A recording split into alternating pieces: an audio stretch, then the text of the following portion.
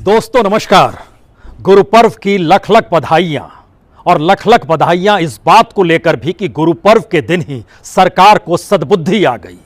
सेवा भाव तो इस देश के किसानों में बाखूबी रहा है। सेवा भाव तो इस देश में गुरु पर्व को मनाने वाले हर सिख में रहा है, लेकिन सद्बुद्धि सरकार के हिस्से में नहीं आई शायद।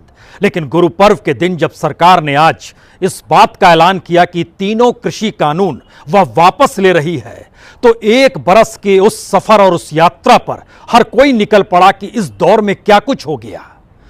एक साल तक आंदोलन दुनिया के किसी देश में नहीं चला। किसानों ने इस तरीके का आंदोलन समूची दुनिया में कहीं नहीं किया।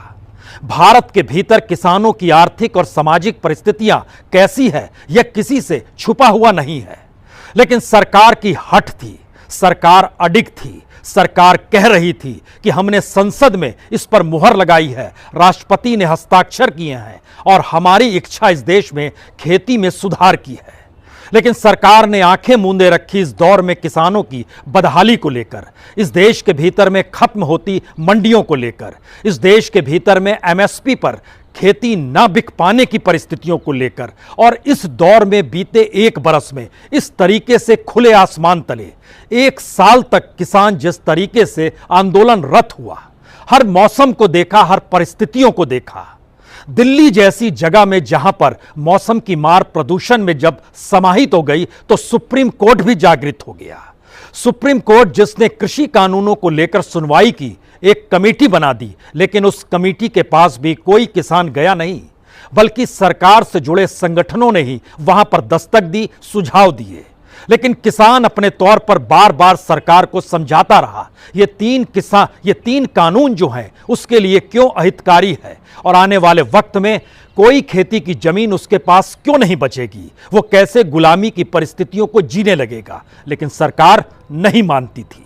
सरकार बार बार इस बात का जिक्र करती रही और आज भी किया कि इस देश के भीतर में छोटे और सीमांत किसान जिनकी तादाद 10 करोड़ से ज्यादा है, हम उनका हित साध रहे हैं। और सरकार ने किसानों के बीच एक बड़ी मोटी लकीर खींचनी चाहिए। यह मोटी लकीर बड़े किसान और छोटे किसानों के बीच को लेकर थी। किसान सम्मान निधि के मातहत जो भी लाखों करोड़ रुपया इस बात का जिक्र किया गया कि हमने किसानों के खातों में सीधे पहुंचा दिया गया, बीमा का जिक्र किया गया, और आज तो बीज, बीमा, बाजार, बचत, चारों बातों का जिक्र करते हुए किसानों के लिए कितना हित साधना चाहती है और देश हित में सरकार कैसे काम कर रही है, इस बात का जिक्र प्रधानमंत्री ने राष्ट्र के नाम संबोधन से किया।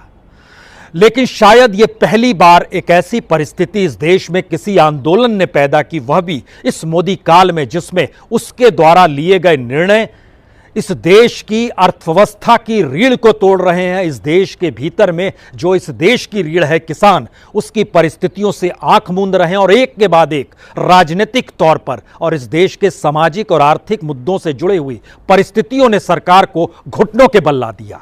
लेकिन फिर भी सद्बुद्धि आई। सरकार ने तीनों कृषि कानून वापस लेने का जिक्र किया। यह एक अलग बात है कि इस दौर में एमएसपी को कानून बना दिया जाए, इस बात का जिक्र नहीं किया गया है। सिर्फ इतना जिक्र किया गया है कि हम एमएसपी किस तरीके से हर बार बढ़ाते चले जाते हैं।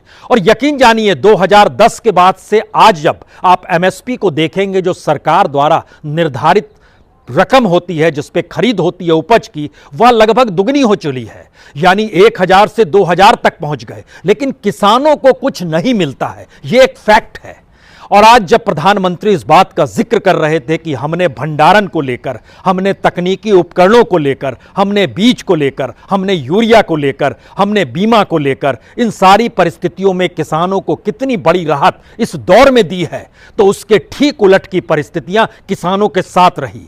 एफसीआई के गोडाउन बंद हो चले हैं, अडानी के गोडाउन उन तमाम ग्रामीण इलाकों में खुलने लगे हैं। रिटेल सेक्टर में जो उपज की कीमत है, चाहे वो चावल हो, चाहे वो गेहूं हो, चाहे वो दाल हो, किसी भी चीज की उपज अगर रिटेल सेक्टर तक जब आप पहुंचते हैं तो उसकी कीमत में इजाफा खेत में जो किसान बेचता है उसकी तुलना में 10 से 100 गुना तक ज्यादा होता है।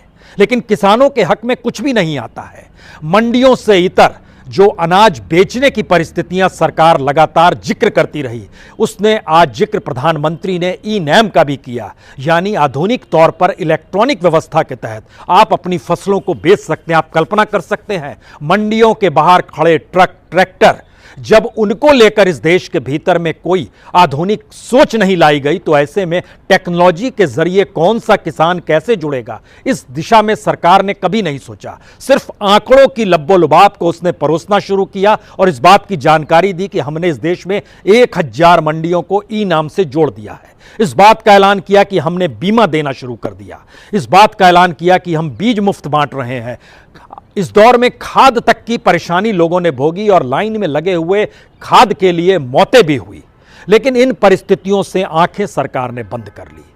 तमाम परिस्थितियों में जो 3 कानून लाए गए, अगर उसके सफर पर भी आज निकले तो पहले झटका आपको तभी लगेगा जब 750 किसान इस दौर में शहीद हो गए जो आंदोलन में शामिल थे। सबसे बड़ी तादाद पंजाब के किसानों की है, जहां से तकरीबन 600 किसानों की मौत हुई है इस दौर में, आंदोलन के वक्त में। सरकार कहती है वो आंदोलन के वक्त नहीं, वहां का प्रशासन कहता है आंदोलन की वजह से नहीं। लेकिन सच यही है कि चाहे जिसे जो भी बीमारी हो, लेकिन वो आंदोलनरत था, खुले आसमान तले था। उसने इस दौर में गर्मी देखी, बरसात देखी, उसने सर्दी देखी, उसने इस दौर में प्रदूषण देखा, हर तरह की परेशानियों को देखा। बिजली कभी ऑफ की गई, कभी पानी बंद किया गया, कभी प्रशासन ने गड्ढे खोद दिए, पानी की धार मार दी। तमाम स्थितियों को किसानों ने इस दौर में देखा। और आज जब प्रधानमंत्री कह रहे थे कि हम चंद किसानों को समझा नहीं पाए, शायद इस देश के चंद किसान का मसला नहीं है। इस देश में लोग कुछ काम करते हैं तो 2 पैसे मिलते हैं और उससे रोटी खा पाते हैं। हैंड टू माउथ की स्थिति इस देश के भीतर में ना सिर्फ किसानों की बल्कि हर तबके की हो चली है। उस परिस्थिति में व्यक्ति आंदोलन करे या आंदोलन कर रहे लोगों के साथ अपनी संवेदनाओं को रखे। आंदोलन करने वाले किसान हो सकता है आड़ती हो सकता है बड़े किसान हो सकता है मध्यम दर्जे के किसान हो सकता है वो आंदोलन करने वाले लोग पॉलिटिकल तौर पर प्रभावित हो सकता है। लेकिन इस देश के भीतर का सच क्या है?